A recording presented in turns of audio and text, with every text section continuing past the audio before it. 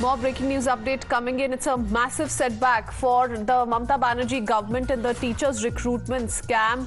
The High Court has scrapped the 2016 panel. The panel of 2016 SSC recruitment has been declared null and void by the Calcutta High Court. All appointments from the 9th to the 12th and Group C and D where irregularities were found have also been declared null and void. The court has instructed the administration to take action on fresh appointments in the next 15 days. The entire 2016 panel has been declared null and void. That is the latest breaking news update coming in. Those who were recruited illegally will have to return their salary within 6 weeks. So the Calcutta High Court, Adrija, setting a 6-week timeline, and this most certainly is a big setback for the Mamata Banerjee government.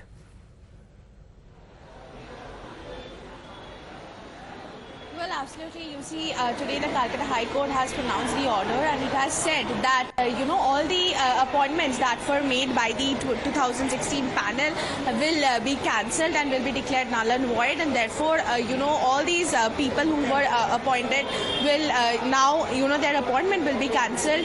And at the same time, only one exception has been made in this entire case, where one person who happens to be a cancer victim, she is, only her job will be retained. That's what the court has said. They have just made one exception in her case because she was given a job in humanitarian grounds, and therefore her job is to be remain. But rest, all the panels, all the appointments that were given by the panel will be cancelled as well. Their salary will also have to given back to the concerned authorities, and that will be looked up by the DM, is what the court have said. And the court have also identified several irregularities that has happened. First, that the OMR sheet that has been recovered by the CBI, and the marks there doesn't match. All the more bigger setback for the Mamata Sarkar is that the CBI is also at liberty to take in custody whoever they want to for the purpose of investigation as per the Calcutta High Court.